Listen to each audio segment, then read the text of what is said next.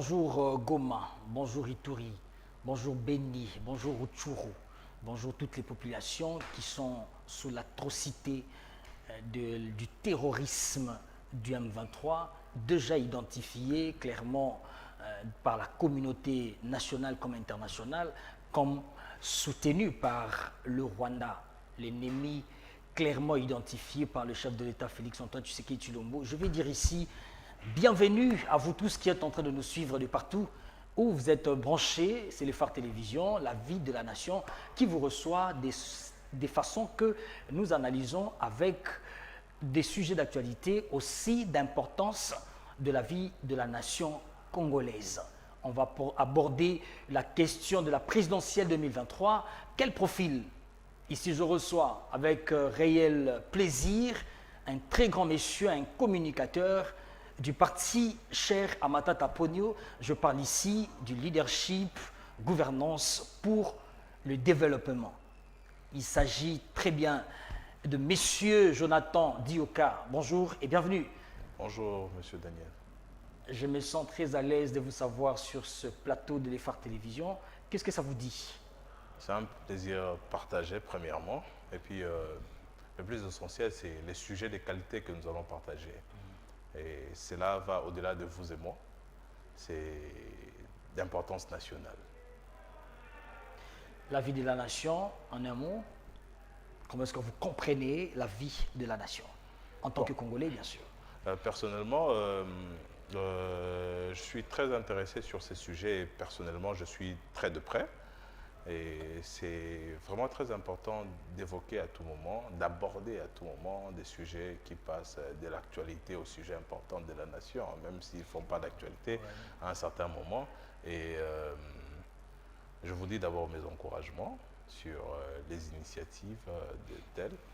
Et nous sommes là aussi pour participer à cette vie de la nation, puisque il y a la vie de la nation, nous sommes de la nation et nous devons faire part. Déjà, la première actualité, c'est l'arrivée du roi Philippe avec sa femme. Déjà, sous le sol congolais, on se pose des questions de savoir le pourquoi de cette motivation en cette période de crise que traverse la RDC, que le roi Philippe ou le couple royal de Belgique viennent, comme ça a été déjà prévu. Il a été accueilli par le président de la République, le couple présidentiel, Félix Tshisekedi et sa femme l'ont accueilli avec notamment ou nommément avec d'autres personnalités politiques qui accompagnaient le cortège de cet accueil. Mais qu'est-ce qui cache derrière cette arrivée du roi Philippe alors que les Congolais se posent la question de savoir à quand la relique de Lumumba sur le sol congolais? Qu'est-ce qui est prioritaire? L'arrivée du roi ou d'abord le retour de ce qui est symbolique, imminent, de ce qui est important pour le peuple congolais aujourd'hui, c'est de veiller à ce que tout ce qu'il y a comme trace de celui qui a été massacré, immolé, incinéré ici, dans ce pays, dans son propre sol, pour l'intérêt du Congolais, par les Belges, bien sûr. Comment expliquez-vous que, avec accolade, bras ouverts, nous allons faire table rase de cette manière-là, sans tenir compte des fondamentaux? Qu'est-ce qui est prioritaire? On en parle. Bon, personnellement, tout d'abord, je suis conscient qu'au niveau de la nation, il y a des relations diplomatiques qu'il faudrait garder à un certain niveau d'équilibre. Et à ce stade, je pense que le seul message qui vaille une forme de mobilisation, c'est la paix à l'est du pays. Puisque je suis conscient que nous partageons une histoire avec le royaume de Belgique. Et c'est une histoire qui ne va jamais changer, puisqu'on ne change jamais l'histoire. Mais si nous voyons l'évolution depuis l'indépendance à nos jours, l'apport de la Belgique au regard de notre pays n'a jamais été suffisamment significatif. Aujourd'hui, nous sommes en guerre et vous allez voir une démarche du côté du pouvoir en place, des institutions en place, qui tournent des regards vers les États-Unis. Et d'autre part, nous avons vu des manifestations à l'est du pays. La population tourne les regards vers la Russie. Un geste qui m'a brûlé à l'intérieur, puisque je me suis dit, voilà, ok, quand la population elle-même commence à prendre des initiatives pour orienter la politique d'un État, ça veut dire que nous avons constaté la faiblesse de nos institutions. Nous avons constaté des failles difficiles à remédier. Donc, c'est un peu ça. Donc, j'évite de faire beaucoup de commentaires sur... Non, mais sentez-vous très à l'aise parce justement, que si ça fâche, ça fâche. Si ça se consent, ça doit se consentir. Justement, c'est dans mon aise, puisqu'il n'y a aucun sujet à commenter là-dessus. C'est une pure distraction qui peut être élevée au niveau de la bêtise. Mais nous restons un peu concentrés, nous, population congolaise, nous, militants et membres du LGD, pour soutenir nos compatriotes de l'Est du pays et pour soutenir nos forces armées qui s'exposent jour et nuit à toutes les attaques et à cette guerre. Le roi Philippe est venu avec, à sa suite, je parle déjà de son épouse qui forme un couple, on n'en parlait plus, on peut déjà prendre le Premier ministre qui l'accompagne et quelques membres de son gouvernement, mais aussi quelques officiers belges. Ce n'est pas dans l'optique de renforcer d'abord la coopération bilatérale entre nous et eux, et aussi au terme des investissements. Personnellement, je m'aurais gardé ma bande, mais la vérité c'est que vous me mettez dans une position où je risque de vous poser des questions. Qu'est-ce que nous rapporte cette coopération Congo-Belgique? Puisque je pense que les relations internationales, ce sont des relations d'abord basées sur des intérêts, et ce sont des relations de bras de fer. Entre le Congo et la Belgique, il n'y a pas de bras de fer d'abord. Et entre le Congo et la Belgique, quels sont les intérêts que le Congo peut tirer de la Belgique? C'est vrai que nous pouvons rester liés par l'histoire que nous partageons, par la genèse de notre pays. Ça, c'est important. Mais honnêtement, je ne pense même pas que c'est un sujet qui peut faire l'actualité. C'est une pure distraction. Et moi, personnellement, je n'aimerais pas m'attarder sur ça. Il est venu, il va faire Kinshasa, Lubumbashi et Bukavu. Le choix de ces trois villes, comment est-ce que vous apercevez cela? Je ne sais pas. Je vais trouver d'autres mots pour essayer d'expliquer ça. D'accord. Ce n'est pas un sujet d'actualité, c'est un sujet qu'il faut carrément mettre de côté. D'accord. Parce que le vécu de Congolais, c'est ce qui est primordial en ce moment. La guerre à l'Est, c'est ce qui est primordial à ce moment. Il y a des familles, vous suivez des informations, comme moi. Il y a des gens qui perdent des frères, des sœurs, des parents chaque jour. Il y a des militaires qui sont mobilisés à l'Est du pays pour combattre la rébellion, pour combattre l'incursion étrangère. C'est ce qui est plus important pour moi en ce moment, en tant que Congolais, en tant que patriote, en tant que nationaliste. Et j'aimerais vraiment, sans pour autant orienter votre émission, mais j'aimerais que nous puissions nous focaliser sur les éléments d'importance. Allons-y, abordons l'actualité du point de vue de l'insécurité dans l'Est de la République. Aujourd'hui, comme vous l'avez dit, nous comptabilisons des morts et il y a un ennemi qui est clairement identifié par le président de la République qui était à Brazzaville. En échangeant avec le président Denis Sassou Nguesso du Congo d'en face, il a nettement dit que sans doute le Rwanda est derrière le mouvement rebelle, terroriste, bandit, voyou, et on peut prendre tout le mot qui puisse exister derrière le Rwanda. Qu'est-ce qui motiverait cela? Bon, moi personnellement, je pense que c'est un aveu de faiblesse de la part de nos institutions actuelles. Donc, quand je parle de nos institutions, je commence du sommet. Institution présidence de la République. D'abord, c'est un aveu de faiblesse. Puisque quand l'ennemi est identifié, il peut facilement être neutralisé. Pourquoi nous partons sur des interviews, sur des sorties médiatiques? C'est pour que la population comprenne quoi? Si vous voulez dire à la population, ok, mobilisez-vous pour entrer au Rwanda et puis neutraliser cette rébellion ou cette incursion, ok, dites-le nous, parce que nous sommes en mesure de nous prendre en charge. L'histoire de l'opposition ou de la révolution au sein de la République démocratique du Congo que nous sommes actuellement, qui a migré après le Zaïre, ne commence pas aujourd'hui. Ça veut dire que nous avons une histoire de lutte. C'est-à-dire que nous sommes en mesure de nous prendre en charge. Nous sommes en mesure d'identifier premièrement l'ennemi, ce qui a toujours été fait depuis. Vous verrez en ce moment, même dans l'actualité, dans le média, il y a les images du fait président Mouzé et Laurent Désiré Kabila qui surquillent, qui dit clairement qu'il n'y a pas de rébellion à l'est du pays. Ce sont des Rwandais. Donc ça veut dire que depuis lors, l'ennemi a toujours été identifié. Quand je parle d'ennemi, je parle par rapport à la situation, puisqu'il y a la possibilité de vivre en paix, il y a la possibilité de collaborer, de faire des échanges commerciaux, etc. Mais quand il y a des attaques, automatiquement, nos voisins se transforment en ennemis.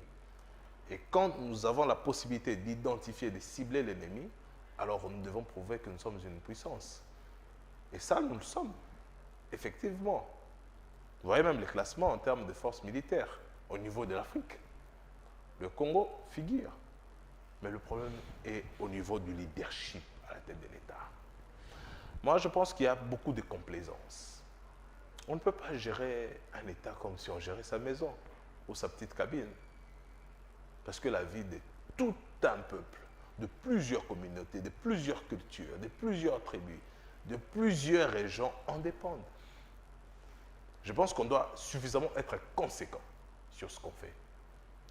C'est pour ça que nous disons qu'il y a un manque de leadership. Qu'est-ce que ça veut dire être conséquent? Être conséquent, ça veut dire qu'il faudrait faire preuve de circonspection. Je n'entre pas dans le détail pour dire qu'est-ce qui est bon, qu'est-ce qui est mal. Mais la vérité, c'est que quand vous faites attaquer, vous savez ce qu'il faut faire. À l'instant même. Et nous, la population, vous voyez les images à l'est du pays, on va brandir les étoffes d'un président étranger. C'est humiliant pour toute une nation, pour demander à ces présidents-là de venir en aide à un autre État. Un État qui n'est pas dans un État, État critique. Puisque la guerre se limite en ces moments à l'est du pays. Mais dans toutes les autres provinces, la vie continue. Mais si déjà à ces niveaux-là, on ne fait plus confiance à ces leaderships-là et on fait appel à un leadership extérieur, alors extérieur de très loin, il y a un problème.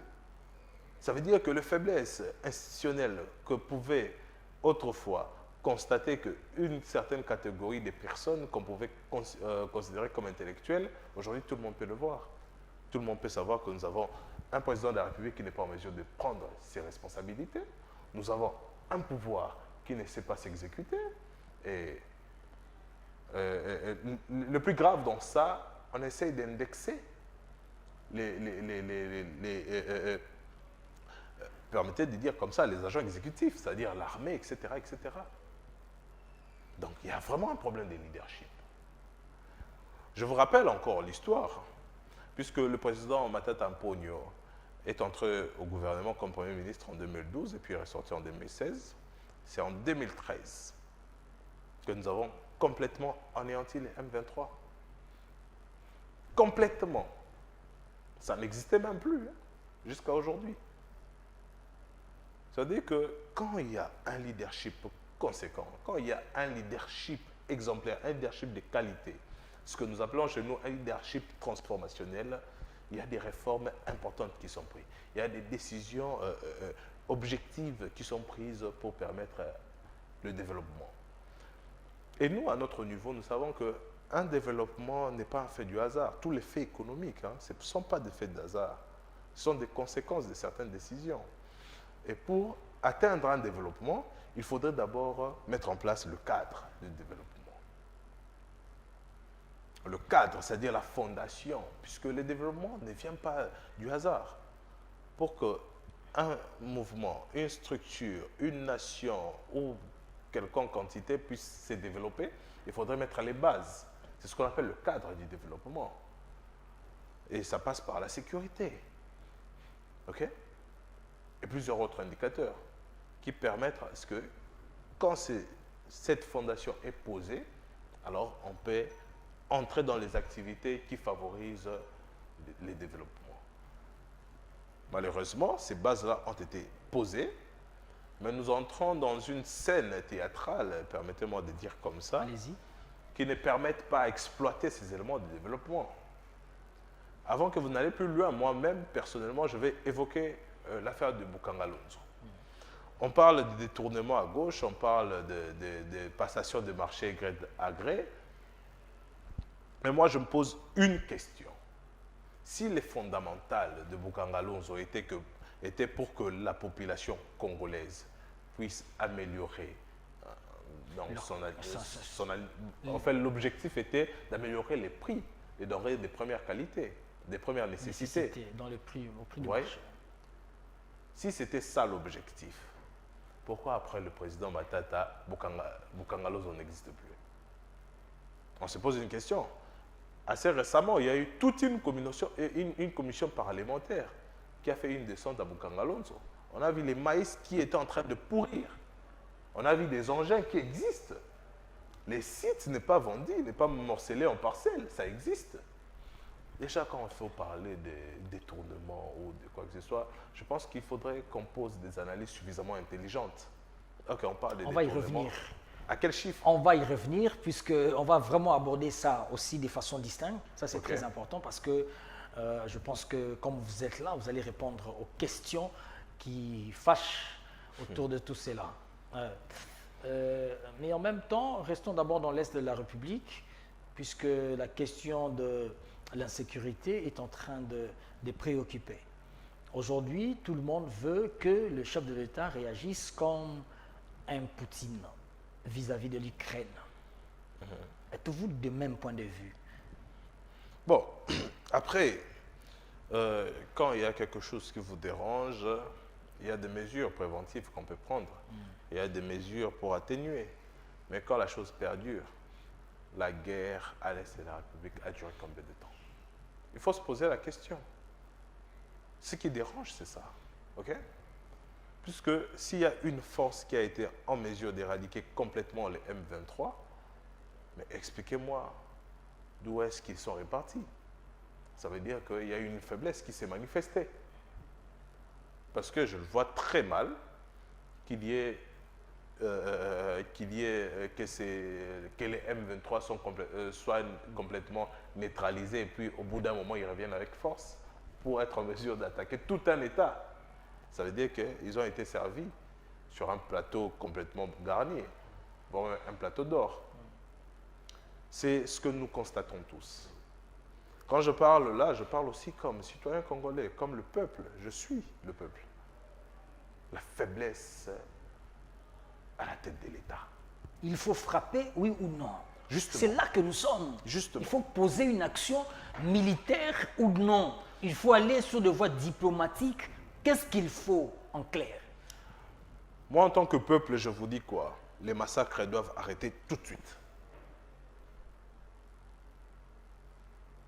Et si vous étiez président, vous me dites, vous prenez quelle décision pour conserver les acquis du peuple, pour protéger la vie de ses citoyens, de ses compatriotes?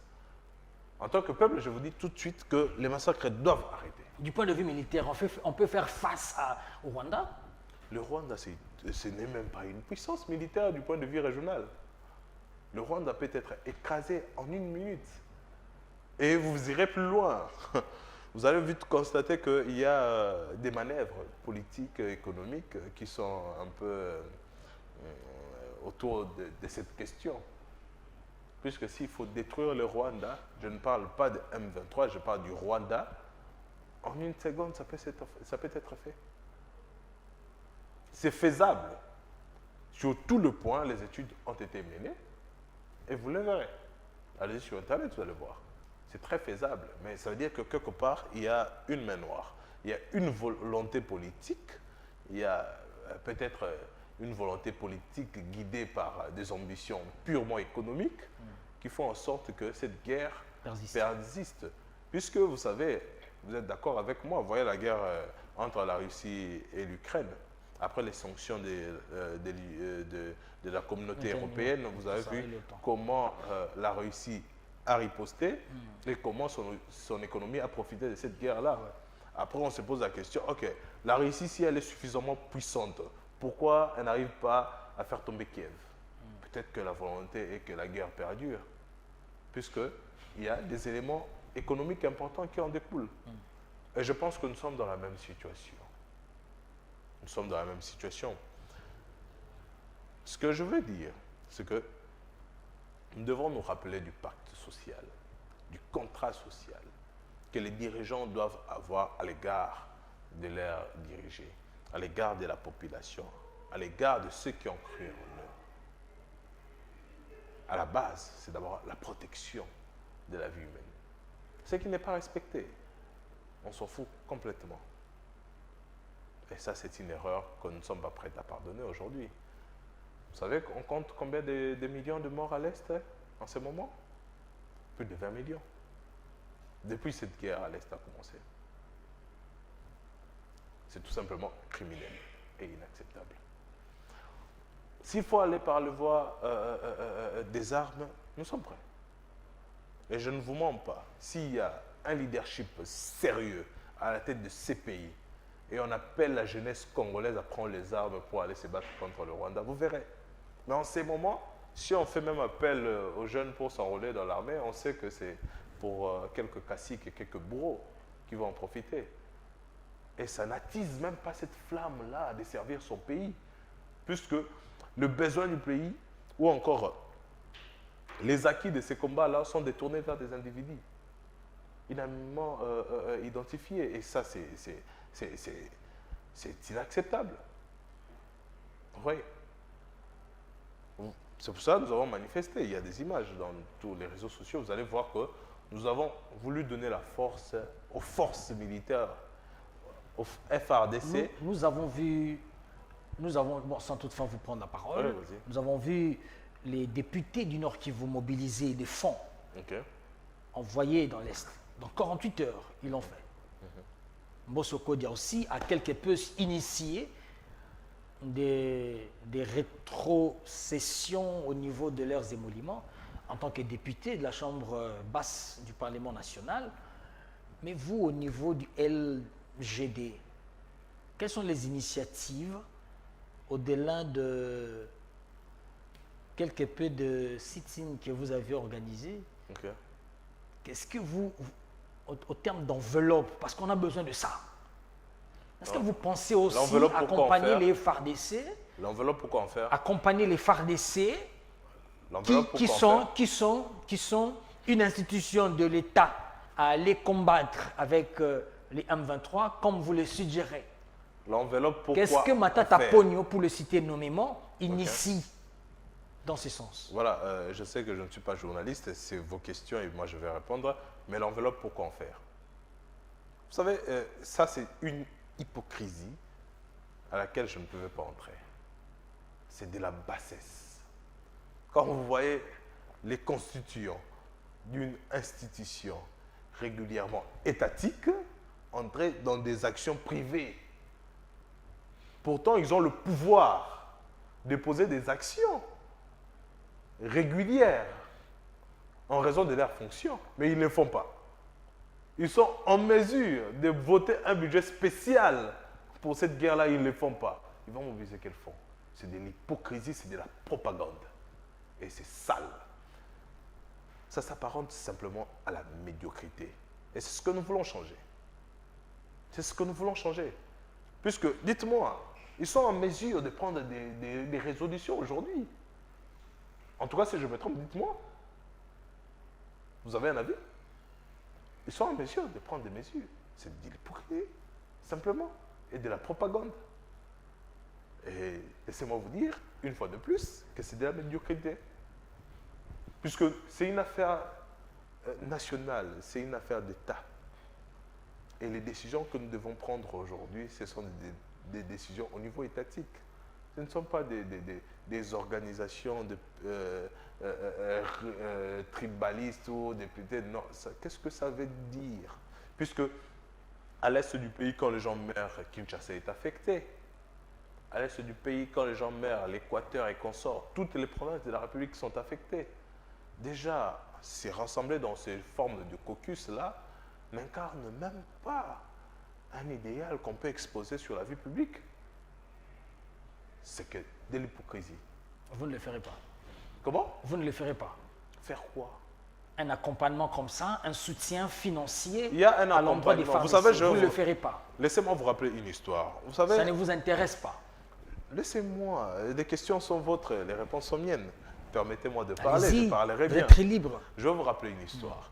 Avant le président Matata, les institutions de Bretton Woods n'avaient plus de confiance à nos institutions étatiques, c'est-à-dire à notre gouvernement, etc., etc. Parce qu'il y avait un problème de leadership. Parce qu'on ne pouvait plus faire confiance aux Congolais dans sa gestion. OK? Mais quand le président Matata est venu, nous avons vu tous ces partenaires extérieurs-là autour de lui. Et ils ont accompagné le pays. Nous avons connu la croissance économique à des chiffres. Nous avons connu un progrès. Vous voyez? Et le progrès, là, hein, j'anticipe la question qui va certainement revenir sur l'apport du macroéconomie sur l'assiette du Congolais. L'assiette fiscale. Mais il y a l'indice du PNUD, l'IDH, l'indice de développement humain, qui a beaucoup plus d'indicateurs que ce que les gens pensent. Hein, parce que quand on parle de développement, de progrès, les gens sont surtout sur le revenu. Mais il n'y a pas que ça. Il y a plusieurs autres éléments qui entrent dans cette composition. Donc, c'est ce qu'on appelle les éléments composites. Vous voyez? Donc, ça veut dire qu'il y a d'abord un problème de leadership. On peut vouloir accompagner, mais qui on accompagne?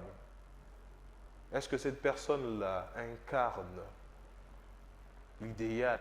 Cette personne-là fait preuve du sérieux? Parce qu'on veut en finir avec la guerre. Mais quand nous faisons face à un gouvernement déjà plongé dans toute cette marmaille économique et financière, on parle des millions à gauche et à droite, et puis après tout le monde est blanchi. Ben, l'exemple, c'est l'exemple qui... aussi est blanchi. L'exemple qui devait Comme être vénéré. aussi est blanchi. Écoutez. Il fait partie de cette gestion des médiocres. Écoutez, quand vous parlez de Matata Pogno blanchi, je ne sais pas à quoi est-ce que vous faites allusion. Il fait partie de cette gestion de médiocres. C'est une affirmation ou c'est une question? Il a géré avec Joseph Kabila. C'est une affirmation ou une question? Une question. Ah, ok. Si c'est une question, laissez-moi vous répondre. On revient sur les dossiers Matata. Ok? Je vous ai dit autrefois que si on veut discuter sur cette question, faisons preuve d'un peu plus d'auteur. Ça veut dire que, évitons d'être émotionnels, revenons sur la raison. Ok? Débattons sur les faits et non sur nos sentiments. Puisque quand on dit Matata a détourné 285 millions, mais c'est fou. Les sites de Bukangalonzo existent ou pas? Si existait, mais à quelle échéance? À quelle échelle plutôt? Dites-moi. À quelle échelle d'investissement? Dites-moi. Non, mais ça existe, mais à quelle échelle d'investissement initial? J'arrive. C'est ça la grande question. Parce que le projet Bukangalonzo, le coût est élevé à combien? À 285 millions, non? C'est ça? N'est-ce pas? Voilà. Les sites, d'abord, il existe. Les sites n'ont pas nécessité de l'aménagement. Vous et moi, même ici à Kinshasa, nous n'avons pas mangé les produits Bukangalonzo. Nous n'avons pas vu des containers un peu partout dans nos communes.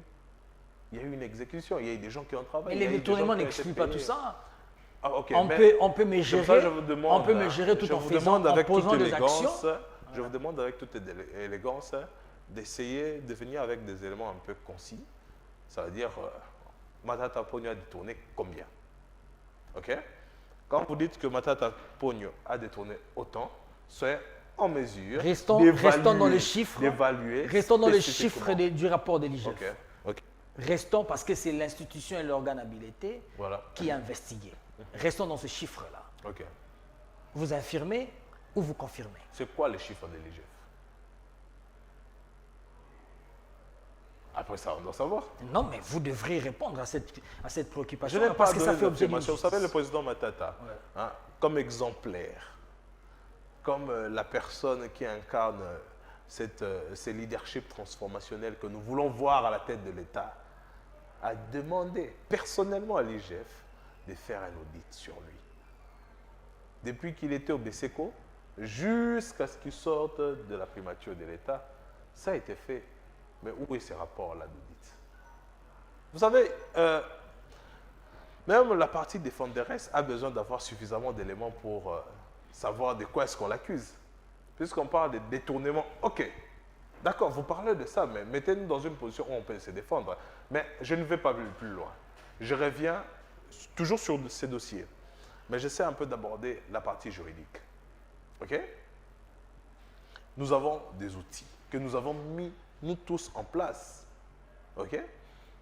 À un certain degré, puisque en tant que population lambda, nous avons soutenu, voté ces outils-là au second degré, puisqu'il y a eu nos représentants dans des différentes chambres qui, eux, ont travaillé sur ces éléments-là, les outils. Je parle là de la Constitution et de ses dispositions internes. Ok?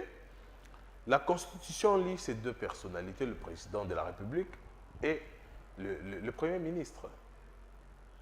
Et ces deux personnes sont justiciables à la Cour constitutionnelle.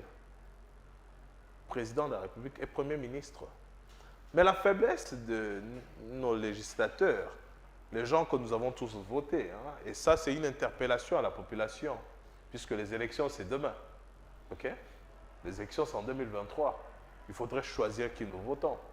Il ne faudrait pas choisir les gens qui courent après des corruptions pour adhérer à l'Union sacrée ou au FPC et consorts. Vous voyez? Politique. Donc, il faudrait soutenir les gens qui sont dotés d'une conscience suffisante.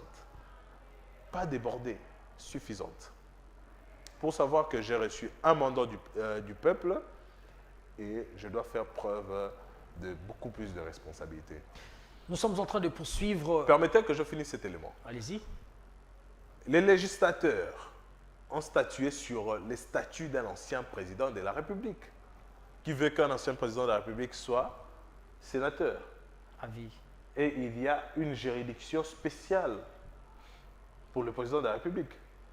Mais pourquoi on n'a pas statué sur les statuts d'un ancien Premier ministre? Le vide juridique s'est créé. Maintenant, dites-nous, nous qui sommes de l'école de la bonne gouvernance, nous qui sommes de l'école du leadership transformationnel, nous qui sommes matatistes et maponistes, mais en fait, par extension, laissez-moi dire, dans tout ça, nous c'est la pratique qui va vous rattraper. Nous qui voulons que notre pays soit fort. C'est la pratique qui va vous rattraper de toute façon. Nous qui voulons que notre pays soit fort. L'applicabilité sera impossible. Justement, non. L'applicabilité ne sera pas évidente. Bon, en fait, je ne comprends pas sur base de quelle évidence vous apposez. Mais bon, ok, je vous le concède, c'est vos propos. Ok? Nous qui voulons qu'il y ait une bonne gestion de la chose publique, nous qui voulons qu'il y ait un progrès, puisque c'est ça la vision du président national, amener le pays vers un développement durable, et il y a des piliers pour ça. Ok? La première chose qu'il faudrait faire, il faudrait rester dans la logique de la justice. Ça veut dire que les outils que nous avons... Vous savez, je vais vous dire une chose, une loi peut être injuste, vous le savez. Mais il y a une phrase en latin, que je ne sais dire en latin, laissez-moi dire en français, qui dit que la loi est dure, mais c'est la loi. Mais c'est la loi. Ok? Si une loi est injuste, qu'est-ce qu'on fait? On la change. Et en ce moment, il n'y a pas d'injustice de loi, il y a seulement l'irresponsabilité de ce que nous avons eu comme acteurs au Parlement et au Sénat et consorts. On peut évoluer dans cette émission déjà, nous sommes en train d'avancer derrière le temps aussi. Je suis derrière les FRDC. Nous sommes en train de soutenir l'action que vous êtes en train de mener au niveau de la prise totale des territoires qui sont occupés par les ennemis, les terroristes, rebelles, milices dans toute la partie est, la partie riche encore en minéraux, riche en air et riche en tout ce qui regorge l'ensemble du territoire national. Je vais dire ici qu'un Lumumba a été décédé, un Lumumba a été incinéré à cause de l'intégrité nationale. J'ai dit ici, un musée, Laurent Désiré Kabila a été aussi pris comme, abattu comme un animal, a pris, je suis en train de dire ici, de l'intégrité ou du sauvegarde de l'intégrité nationale. Cette lutte, nous la mènerons jusqu'à la dernière énergie, c'est-à-dire la dernière contribution du Congolais à l'intégrité nationale. On ne lâchera pas. Nous sommes derrière vous, les FARDC. Tenez bon, déjà vous faites un travail de brave, avec des moyens maigres, mais vous accélérez les actions et vous avancez. Nous sommes derrière vous avec des messages qui accompagnent l'action que vous êtes en train de faire. D'une manière ou d'une autre, nous sommes tous les Congolais, de partout nous sommes en train de comprendre la situation qui sévit actuellement dans notre pays. Ne dormons pas, laissons les divergences de côté. C'est d'abord la question de l'État, c'est d'abord la question de l'intégrité nationale et de faire surface à l'autorité de l'État, surtout dans cette partie de l'Est de la République démocratique du Congo. Je vous invite tous à consolider les énergies de façon à ce que nous soyons vainqueurs, encore une fois de plus, face aux Rwandais, je parle des Ougandais et tous ces pays, nations et consorts qui nous entourent dans la partie Est, qui sont derrière les rébellions qui ne cessent de finir. On est ensemble, on aborde encore avec notre invité, je parle de M. Jonathan Dioka, il est communicateur du parti Leadership Gouvernance pour le développement du Congolais, bien sûr. Donc, je pense que dans l'esprit de ceux qui sont en train de vouloir faire, c'est vouloir amener le Congolais à un développement. Monsieur Jonathan, Oui, pensez-vous que les élections de 2023 aura-t-elle lieu ou non? Bon, on ne s'inscrit même pas dans une réflexion ou dans une pensée. Comme je vous ai dit tantôt, nous avons foi à nos outils. Nous avons foi au Congo. Et nous avons foi à notre constitution. Et en tant que citoyen, en tant que patriote, en tant que nationaliste, nous allons faire en sorte que ces textes-là soient respectés. Et il y a une périodicité pour chaque élection. Comment on va arriver à la veille des élections et puis on va commencer à réfléchir? Il n'y a pas de réflexion, puisque au moment où il n'y aura pas d'élection, il y a une forme de violation de la Constitution. C'est ce que nous ne soutenons pas, puisque nous sommes dans l'école de la bonne gouvernance.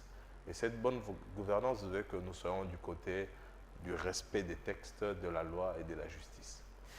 Quel sera le profil que tout le Congolais doit retenir pour celui qui doit être présidentiable?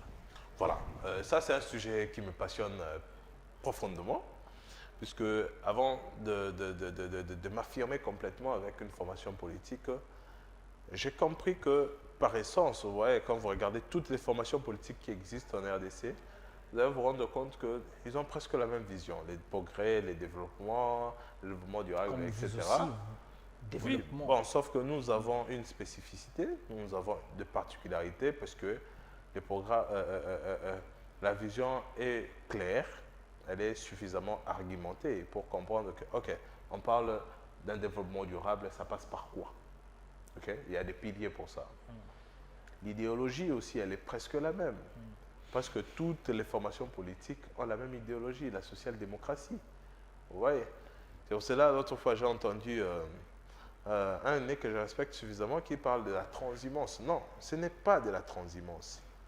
Il est d'abord question d'identifier les leaderships qui incarnent maintenant ces valeurs-là, auxquelles nous nous identifions tous en tant que Congolais, puisque nous voulons tous d'un développement. Nous sommes tous sociodémocrates. Mais quel est ce leadership qui incarne cela? Puisque maintenant, la guerre n'est plus sur les formations politiques. Maintenant, le choix n'est plus sur les formations politiques. Le choix, c'est maintenant sur l'individu qui incarne véritablement ce qui est écrit sur les textes. Et vous êtes d'accord avec moi que Matata Mpogno incarne profondément, valablement cela. Le progrès, il incarne cela. Nous l'avons vu par sa gestion. OK? Nous l'avons vu par sa gestion. Et le profil idéal, c'est une personne que nous allons qualifier des technocrates. C'est-à-dire d'abord une personne qui connaît, qui a la maîtrise de la gestion de l'appareil étatique. Mais ces vocables-là, Matata l'a essayé avec, lors de sa gouvernance en tant que Premier ministre, des technocrates. Ça nous a emmené où? Mais vous avez vu, nous avons connu les... Nous sommes restés au plan initial. OK, quand vous parlez du plan initial, je suis curieux. Il y a eu un progrès. Il y a eu une croissance économique. Mais soyons réalistes. Vous savez, il y a un problème. Quand on parle de croissance économique, on parle de croissance économique, on ne parle pas de développement. Parce que dans le développement, il y a plusieurs éléments qui entrent en jeu. Il y a les aspects sociaux, etc., etc. Mais quand on parle de croissance, il y a eu l'indice du PNUD, l'IDH, l'indice de développement humain, qui, en son sein, renferme plusieurs éléments. Le niveau de scolarité, donc la santé, l'éducation, etc., etc. Mais quand on voit dans tous ces secteurs-là, vous savez, le progrès, ce n'est pas seulement monter en flèche. D'abord, avant d'aller vers un progrès, il doit y avoir une stabilité. C'est ce que nous avons connu au début du gouvernement Matata. Arrivé en 2014, on est allé en progrès. C'est-à-dire le progrès, c'est l'accumulation. Vous voyez? On a connu un progrès économique. Mais il y avait certains éléments sur lesquels il fallait travailler, entre autres la bonne gouvernance, qui incarnait lui-même. Il a fait preuve en tant que chef du gouvernement. À part ça, il y a dans plusieurs Il a autres secteurs bancarisé le d'irrégularité. système Oui, justement. salarial, Oui. mais qui n'a pas apporté un poids même dans l'augmentation des salaires des fonctionnaires. Non, en fait, d'abord, il faudrait comprendre une chose. Des réformes qui ne font pas avancer. L'objectif, non, ça c'est une erreur. Ça sert à rien. Ça, c'est une erreur. C'est pour ça que je vois beaucoup de Congolais qui voient leur augmentation, mais ils sont en train de perdre leur pouvoir d'achat. Ils restent dans l'illusion. OK. L'objectif de la bancarisation n'était pas forcément pour augmenter les salaires des uns ou des autres. Mais Congo Airways, Transco, et je ne cite, toutes ces entreprises-là qui ont été créées sous le label Matata Pogno, vous pensez que c'est l'émanation de quoi? Vous pensez que ça tombe du ciel? Il y avait des ressources qui ont été récupérées parce que les systèmes financiers du pays avaient des fuites. Vous allez vous retrouver dans une administration, une seule personne qui a accès au salaire de 100 personnes, 30 personnes. Et dans l'armée, je ne vous dis pas. Parce qu'il n'y avait pas un système pour retracer cela. Une seule personne qui s'est enregistrée, je ne sais dans combien de noms, parce qu'il a eu une responsabilité qui lui permet de faire cela. Et je vous dis, tous ceux qui ont été contre la bancarisation, essayez de voir plus loin, ce sont des médiocres. Vous voyez? Parce qu'ils ont bénéficié de cette faille-là. Or, les ressources de l'État devaient être capitalisées pour investir dans d'autres projets. Des projets tels que Transco, des projets tels que Congo Airways, et j'en passe, vous savez. Oui, la bancarisation a aidé un militaire qui pouvait toucher autant. Il sait qu'il est sûr qu'il va toucher cette somme-là. À l'époque, c'était que non, le colonel est fatigué, il doit rentrer, mais si vous voulez que je plaide pour vous, promettez-moi que j'aurai $10 par chacun. On a enlevé les pays dans des situations comme ça, dans cette instabilité.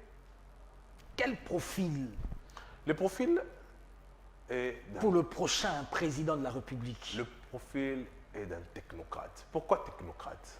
C'est-à-dire que, vous savez, veuillez m'excuser, peut-être que je serai un peu extrême dans ce que je vais dire, mais on a rarement eu des personnes qui reflètent de l'intelligence au sommet de l'État. En tout cas, je parle de la rareté. Je ne suis pas exclusif, un peu extrême. On a rarement eu ces personnes-là qui reflètent vraiment de l'intelligence. Vous savez que nous avons un président intelligent. C'est rare. C'est rare. D'abord, il faudrait quelqu'un d'intelligent. Vous savez, le leadership transformationnel, ça marche de pair avec l'intelligence. Puisque le leadership, tout le monde peut être un leader. Hein. Vous sortez ici au coin de l'avenue, il peut y avoir un jeune garçon qui est en mesure de mobiliser 300 personnes pour aller dans le vide. Ce leadership-là est comparable à une personnalité positive. Mais quelle est cette personne-là qui peut amener les gens de ces bords à un autre bord, vers un objectif commun et un objectif idéal pour le développement? C'est ce que nous voulons. Quelqu'un d'intelligent, ok? Quelqu'un qui a fait ses preuves dans la gestion, quelqu'un d'excellent, et quelqu'un d'honnête. Et tout ça, c'est caricature sur le profil de Matata.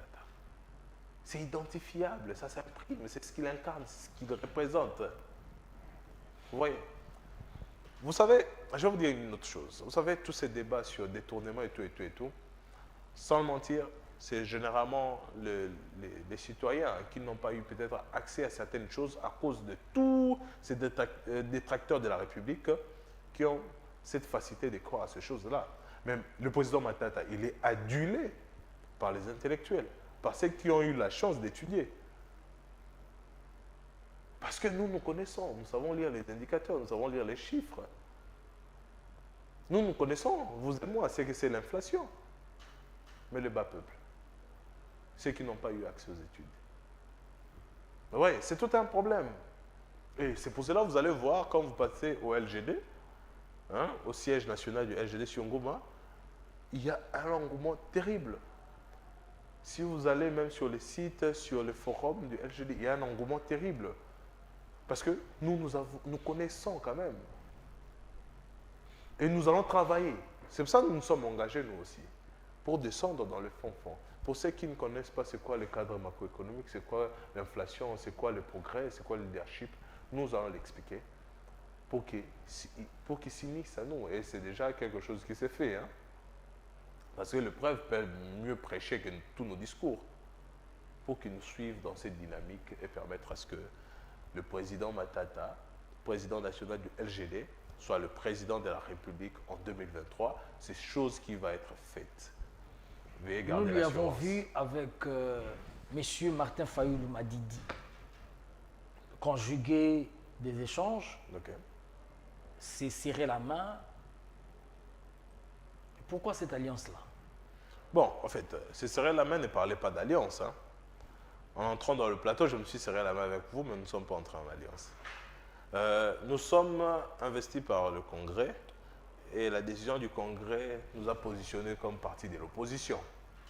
Et en tant que parti de l'opposition, il devait y avoir ces rapprochements pour faire une étude générale. Parce que vous voyez, quand nous avons marché, il y avait les forces vives qui nous ont accompagnés. Il y avait plusieurs mouvements de l'opposition, qui ont marché les mêmes jours. Donc, ça veut dire que nous sommes d'abord un parti de l'opposition et il n'y a aucun mal à faire. Vous allez chercher le poids de Martin Fayoulou derrière vous? C'est une réflexion que je ne partage pas pleinement, mais je pense que, vous savez, quand vous logez dans une maison, il est mieux de faire un peu l'étude du milieu. Il était nécessaire de voir ces personnes-là. Et je veux vous dire tout de suite que Martin Fayoulou, c'est quand même un leader remarquable par sa constance. Et c'est ce que nous voulons aussi. Nous voulons des gens qui sont prêts à garder leur constance, pourvu qu'ils restent droits vers les objectifs assignés pour le développement du pays. Et ça, on félicite. Donc, parler d'alliance, c'est quand même tôt. Le grand problème du LG, c'est que vous, LGD, vous envisagez trop. Oui. Ce que vous ne voulez pas voir tout de suite, c'est que présidentiable pour Matata Ponyo, actuellement, ce n'est pas de l'illusion du vouloir immédiat, tout simplement.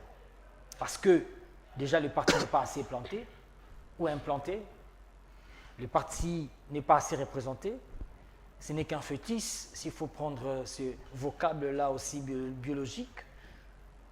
Bon. Ne craignez-vous pas qu'il y a déjà sur le marché un Fayoulou leader, un Katumbi leader et tant d'autres? Allez-vous accompagner les candidatures des autres ou vous irez à titre individuel? Bon, vous savez, je vous dis une chose, ok? Peu importe le nombre de produits qu'il y a sur le marché, un nouveau produit a toujours sa place, ok? Si la stratégie est Quand bien vous menée. parlez de la démesure de nos ambitions, j'aime aussi utiliser ces mots-là, la démesure, puisque la mesure est faible. C'est les défauts de la rationalité et de l'intelligence. Et vous verrez Frank Albert Einstein, tous ces physiciens ou scientifiques, ils avaient un peu de démesure en eux. Ça s'appelle démesure par rapport à la conception collective, c'est-à-dire tous les citoyens. Ok?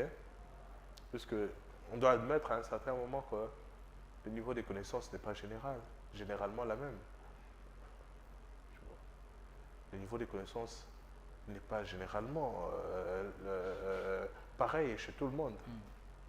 Et dans un contexte comme le nôtre, où peut-être à la rigueur 15% de la population a accès peut-être à l'information, je ne parle pas à l'éducation, vous comprenez que une information, d'aussi tôt qu'elle est conçue, elle est biaisée. Vous voyez? Nous croyons, pourquoi? Parce que nous avons quand même eu cette chance-là et on veut donner cette chance-là aux autres. J'aime une phrase du camarade secrétaire général du LGD, l'excellence Franklin Chamala. Il dit souvent que le LGD n'est pas qu'un parti. Le LGD est une stratégie de lutte contre la pauvreté. Vous voyez, on quitte dans la dimension qui n'était propre qu'à la science, on migre vers une dimension spirituelle. C'est-à-dire que ce n'est pas qu'un parti, ce n'est pas qu'une formation politique, mais c'est une stratégie. Et je ne vous mens pas. Pour tout celui qui veut voir un Congo émergent, un Congo vers la voie du développement durable, il ne peut qu'adhérer dans cette vision et soutenir le président Matata Ponyo. Nous sommes encore à un mois d'existence du LGD, mais nous comptons suffisamment de membres que plusieurs partis. Et si vous pouvez voir quelques sondages sur Twitter, vous serez vraiment... Quand vous regardez en face la vie sociale des Congolais, en péril, ouais. en train de dégénérer tous les jours, Oui. comment est-ce que vous comptez le relèvement de cette situation? Bon, vous savez, la gestion de la cité, ce n'est pas une chose simple. Il faudrait mettre en place un programme et il y a des stratégies qui vont avec. Et tout cela dépend d'une seule chose d'abord, un leadership de qualité.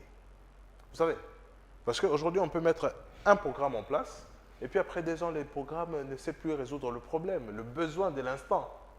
Vous voyez, le problème, c'est le leadership, puisque un leadership de qualité, c'est s'adapter, c'est être préventif, c'est prédire l'avenir, c'est prendre des mesures pour l'avenir. Mais c'est ce dont souffre le Congo aujourd'hui. Puisque, bon, ok, admettons, acceptons quand même qu'ils sont leaders, puisqu'ils arrivent à réunir 2, 3, 4 personnes, peut-être 500 ou 1000. Oui, ok, c'est une forme de leadership. Mais est-ce que c'est leadership de qualité que nous recherchons?